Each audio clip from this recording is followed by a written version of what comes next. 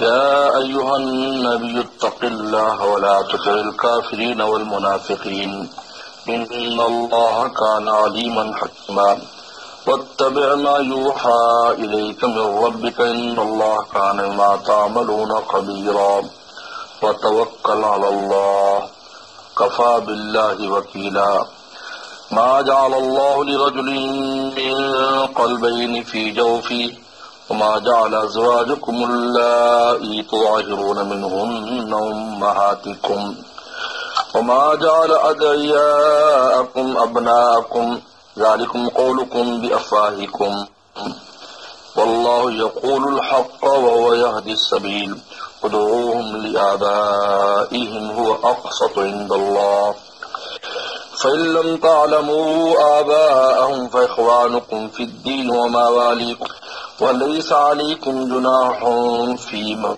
أخطأتم به ولكن ما تعمدت قلوبكم كان الله غفورا رحيما صدق اللہ مولانا. سورہ احزاب ہے. سورہ احزاب حزب کی جمع ہے. اس کا معنی جماعت اور احزاب بہت سی جماعتیں. اس کو سورہ جو ہے خندق بھی کہتے ہیں, سورہ احزاب بھی کہتے ہیں, کیونکہ خندق کا جو واقعہ پیش آیا ہے اس میں اس کا تفصیل سے بیان ہے غزوہ خندق کا. اور سورہ احزاب کیونکہ اس میں سارے کفار کی جماعتیں اکٹھی ہو کر مسلمانوں کے خلاف آئے تھے, اس لیے اس کو سورۃ الاحزاب کہتے ہیں. پچھلی صورت میں سورہ سجدہ میں اللہ تعالیٰ نے دو باتیں فرمائی تھی کہ تم بھی انتظار کرو ہم بھی انتظار کرتے ہیں. تو پھر یہ وقت آ گیا کیونکہ غزوہ خندق کے بعد کوئی غزوہ نہیں ہوا, بس معمولی لڑائیاں ہوئی. جو بڑا غزوہ تھا وہ خندق تھا. اس کے بعد مسلمانوں کو کوئی تکلیف پیش نہیں آئی آگے بڑھنے میں. اس لیے تم انتظار کرو ہم بھی کرتے ہیں. بس وہ وقت آ چکا, انتظار کی گھڑیاں ختم ہو گئی. اور دوسرا پیچھے بیان کیا تھا کہ بڑے عذاب سے پہلے چھوٹا عذاب ہم تمہیں دیں گے, کہ چھوٹا عذاب ہے اور بڑا عذاب جہنم میں ہوگا. اس کے شروع میں 4 احکام رسول صلی اللہ علیہ وسلم کو دی. یا ایھا النبی اتق اللہ, پہلا ہے اللہ کے نبی. یا ایھا النبی, نبی کہہ کر پیغمبر صلی اللہ علیہ وسلم کی عظمت کو بیان کیا ہے کہ یہ نبی ہیں, یہ عام انسان نہیں ہیں, جن کے عام انسان کے حقوق ہی بہت ہے اور نبی کا حق تو بہت زیادہ. تو یا ایھا النبی, نبی کے لفظ سے خطاب خود دلیل عظمت ہے کہ نبی ہیں. اتق اللہ, اللہ سے ڈرتے رہے. وَلَا تُطِعِ الْكَافِرِينَ الْمُنَافِقِينَ, کافروں اور منافقین کی بات نہ مانی. اصل میں آئے تھے کفار منافقین بھی, ان کے یہودی بھی ان کے ساتھ شامل ہو گئے. ان میں ابو سفیان بھی تھا, ابو جہل کا بیٹا اکرمہ بھی تھا, اور ایک دو اور وفد بنا کر آئے صلی اللہ علیہ وسلم کے پاس, اور آ کر کہا کہ آپ ہمارے بتوں کو برا بھلا مت کریں, ہم بھی آپ کے اللہ کچھ نہیں کہیں گے, بس آپ اپنا کریں ہم اپنا کرتے ہیں. تو یہودی ان کے ساتھ سفارشی بن کر آئے کہ یہ ٹھیک کہتے ہیں جی, جھگڑا کرنے کی کیا ضرورت ہے جی, سختی نہ کریں جیسے آج کل کرتے ہیں, سختی نہ کریں آپ اپنے مذہب پر یا اپنے مذہب پر. اس پر بھی آیات آئیں. یہ جو 7 یہودی آئے یہ منافق ہیں اصل میں, یہ چاہتے ہیں کہ آپ یہ دین کی بات اور دین کا کام چھوڑ دیں, کیونکہ جب تک اگلے کی لا الہ میں جب تک نفی نہیں ہوگی تو اس وقت اپنا اللہ کی اس بات کیسے ہو سکتا ہے, نفی کے بعد ہی اس بات ہوگا. اور کافرین سے مراد ہوئے مشرکین جو آئے تھے, فرمایا ان کی بات مت مانتے آپ. ان اللہ کان علیم حکیم, اللہ تعالیٰ کو علم ہے یہ ان کے دلوں میں جو بات ہے, اب وہ حکمت کے مطابق چلتے ہیں اور یہ سزا نہیں دیتے, لیکن ان کا وقت ہے سزا. پھر وہی ہوا کہ اس غزوہ خندق میں مشرکین کو تو سزا ملی, پھر منافقین کی باری آئی, یعنی سارے یہودیوں کی باری آئی. یہودیوں کا کوئی قبیلہ مدینہ میں نہیں چھوڑا رسول اللہ صلی اللہ علیہ وسلم, سب کو قتل کر دیا یا باہر نکال دیا. 3 قبیلے تھے, تینوں کے تینوں. آخری جو قبیلہ بنو قریظہ جس کے ایک فرد کو قتل کیا گیا وہ غزوہ خندق کی وجہ سے ہوا, کیونکہ اس وقت بہت یعنی عورتوں تک پر حملہ آور ہوئے وہ منافق جو ہے یہودی اندر, کیونکہ اندر رہتے تھے. یوسف فرمایا بخشا نہیں ان کو, ختم کر دیا. باقی 2 بنو نذیر اور بنو مستلق کو آپ نے خیبر یا اس طرف ازرعات جو شام کی طرف ہے ادھر آپ نے ان کو ہجرت کرا دی اور کیا اس کو بدر کر دیا، ملک بدر کر دیا اس طرح. کافی اور منافقین، یہ دو حکم. تیسرا وَاتَّبِعْ مَا يُوحَىٰ إِلَيْكَ مِن رَّبِّكَ، آپ اتباع کیجئے اس وحی کا جو آپ کی طرف کی جاتی ہے آپ کے رب کی طرف، اس وحی کا اتباع کرے. بس آپ نہ دیکھتے ہیں کہ کون کیا کہہ رہا ہے. ان اللہ کان بما تعملون خبیرا، بے شک اللہ تعالیٰ جو تم اعمال کرتے اس کی خبردار ہے. اللہ تعالیٰ کو سب پتا ہے. چوتھا حکم توکل اللہ، اللہ پر توکل کرے. اب نہ گھبرائے کہ بھائی کیا ہوگا، کوئی گھبرانے کی، اللہ پر توکل کرے. کفا باللہ وکیلا، اور اللہ کافی ہے ارساز ہونے. یہ چار احکام رسول صلی اللہ علیہ وسلم کو اس سورت کے شروع میں دیے گئے کہ آپ ان چار چیزوں کا ساتھ لے، تقوی اختیار کرے اور کفار منافقین کی نہ مانے اور وحی کا اتباع کرے اور اللہ پر توکل کرے. اس کے بعد تین باتیں جاہلیت میں بڑی مشہور تھیں، ان تین کا رد فرمایا اللہ تعالیٰ نے. پہلی بات یہ تھی کہ جو بہت ہوشیار آدمی ہوتا ہے جس کے دو دل ہیں، یہ دو دلوں سے سوچتا ہے. ایک دل ایک کام کرتا ہے، دوسرا کام کرے. ایک دل، دو دل الگ الگ سوچتے ہیں. عامر فہری کے بارے میں مشہور تھا، وہ کہتا تھا میرے دو دل ہیں. بہت عقل مند انسان تھا. رسول اللہ صلی اللہ علیہ وسلم سے زیادہ میری عقل اور سمجھ ہے، میں دو دل رکھتا ہوں. لوگ یقین کرتے تھے واقعی یار اس کے دو دل ہیں. تو اللہ تعالیٰ نے رد فرمایا کہ اللہ نے کسی کے دو دل بنائے ہی نہیں، ایک کی دل ہے، وہ اسی سے سمجھتا اور سوچتا ہے. جو قوت فکریہ جو ہے نا جو دل میں رکھی ہے وہ ایک ہی ہے. چاہے دل کتنے بھی اگر جسمانی طور پر کہیں ہوں کسی کے جسم میں، تو قوت فکریہ ایک ہی ہے جس سے فکر کرتا ہے. دو الگ الگ نہیں کر سکتا.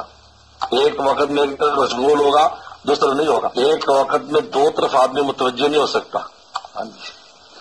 یہ صورت انتقال ہوتا ہے کہ آپ ایک بات سوچ رہے فوری طور پر اتنا ذہین ہے کہ فوری طور پر کسی بات سوچی ہوئی تیسری، تو منتقل ہونا پڑتا ہے. اس کو یاد رکھے.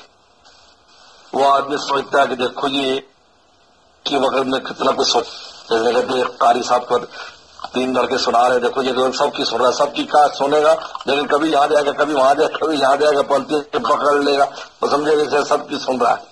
لیکن ایسا نہیں ہوتا. تو اللہ تعالیٰ نے اس عقیدے کا رد کیا کہ ایسا کچھ. اور پھر عامر فہری کا غزوہ بدر میں جب مار پڑی تو یہ بھاگا وہاں سے. ایک جوتی اس کے ہاتھ میں تھی اور ایک اس پاؤں میں تھی.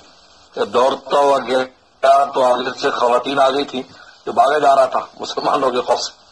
تو ابو سفیان اور ملے اور عورتیں ملے، ان کا یہ تیرا کیا حال ہے؟ تو بڑا ذہین آدمی، ایک جوتی ہاتھ میں ایک پاؤں میں. تو وہ اچھا میں سب میری دونوں پاؤں میں. کچھ نے سمجھا کہ بہت پریشان ہوا تو کہاں گئے دو دل ہے. دوسرا عقیدہ یہ تھا کہ اگر تو اپنی بیوی کو ماں کہہ دیتا تو اس کو حقیقی ماں قرار دے دیا جاتا.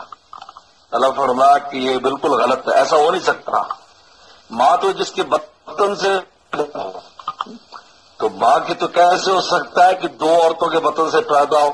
یہ بھی اوپر والی بات سے جس طرح دو دل نہیں ہے اس طرح دو مائیں نہیں ہو سکتی آدمی. یہ ایک ہی کے پیٹ سے پیدا ہوتا ہے، وہ ماں ہے.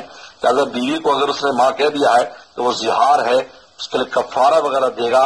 حقیقی ماں نہیں بنے گی کہ اس پر حرام. یہ طلاق وغیرہ کے مسائل اور ہو سکتے ہیں، لیکن وہ حقیقی ماں نہیں کہ ہمیشہ کے لیے حرام ہو جائے. کفارہ وغیرہ دے دے گا یا دوسرے.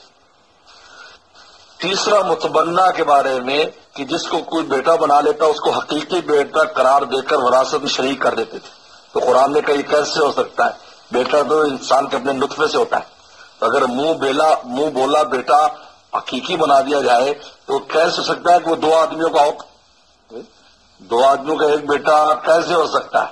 تو کسی ایک ہی کا ہوگا، جس کے سے پیدا ہوا اس کا ایک ہی باپ ہے. لہٰذا یہ بھی جاہلیت کی رسم ہے. اور اس میں حضور صلی اللہ علیہ وسلم پر بھی الزام لگاتے تھے. حضور صلی اللہ علیہ وسلم نے اپنے بیٹے زید بن حارثہ کی بیوی سے شادی کر لی، کہا کہ یہ تو بہو سے شادی. قرآن کا وہ کوئی حقیقی بہو نہیں، نہ وہ حقیقی بیٹا ہے، بلکہ متبنہ ہے. ایک تو لے پالک کہتے ہو اور ایک تو کہتے یہ حقیقی بیٹا. وہ بھی دو کی طرف نسبت اس کی نہیں ہو سکتی. پھر بتا اللہ تعالیٰ نے کہ اس میں بالکل اجازت نہیں ہے کہ آپ کو اگر باپ معلوم ہے تو اس کو دوسرا باپ جو متمنا جس کا ہے اس کے منسوب نہیں کر سکتے. آپ ایسے کہیں گے فلانے کا، لیکن یہ جب نسبت آئے گی تو حقیقی باپ کی آئے گی. چنانچہ پہلے زید بن محمد کہتے تھے لوگ، تب یہ آیات اتری، اس کے بعد زید بن حارثہ کہنا شروع کر دیا. اور اگر آپ کو نہیں پتا ہے اس کا باپ کون ہے تو پھر وہ تمہارا دینی بھائی ہے. یہ ہے اس کو دین کی وجہ سے بھائی کیسے دیا، ہمارا بھائی ہے لیکن وہ حقیقی بھائی نہیں ہے، وراثت وغیرہ میں شریک نہیں ہے. یہ 3 احکام بیان کیا اور زمانہ جاہلیت کو اس میں رد کیا ہے. ما جعل اللہ لرجل من قلبین فی جوفی، اللہ تعالیٰ نے کسی آدمی کے 2 دل نہیں بنائے فی جوفی ہی، اس کے پیٹ میں، یعنی اس کے سینے میں 2 دل نہیں رکھے.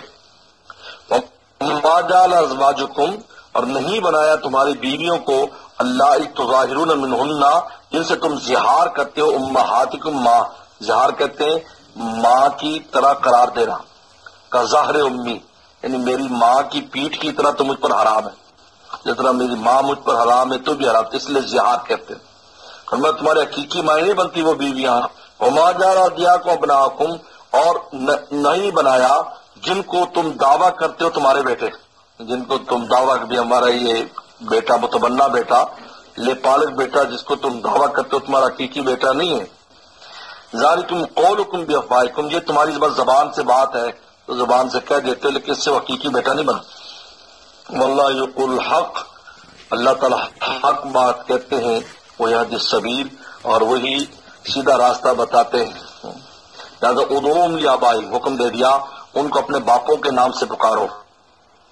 وَأَقْسَطُ عِندَ اللَّهِ، یہ اللہ تعالیٰ کے ہاں راستی کا، یہ راستی کا راستہ ہے، یہ راستی ہے، یہ سیدھا راستہ اللہ کے ہاں کہ ان کو باپ سے پکارو تاکہ کل کو وراثت اور دوسرے مسائل میں آگے جا کر مسائل نہ بنے. آج تو انسان جانتا ہے کہ یہ فلانے کا حقیقی بیٹا نہیں ہے، لیکن وہ ریکارڈ میں نے اس کو بیٹا قرار دے دیا، کردہ قرار دے دیا، کل کو اگلی نسل آئے گی، اس سے اگلی آئے گی تو پتہ بھی نہیں ہوگا کہ وہ حقیقی تھا یا آج تو تھوڑی سی چیز میں اختلاف ہو جاتا ہے.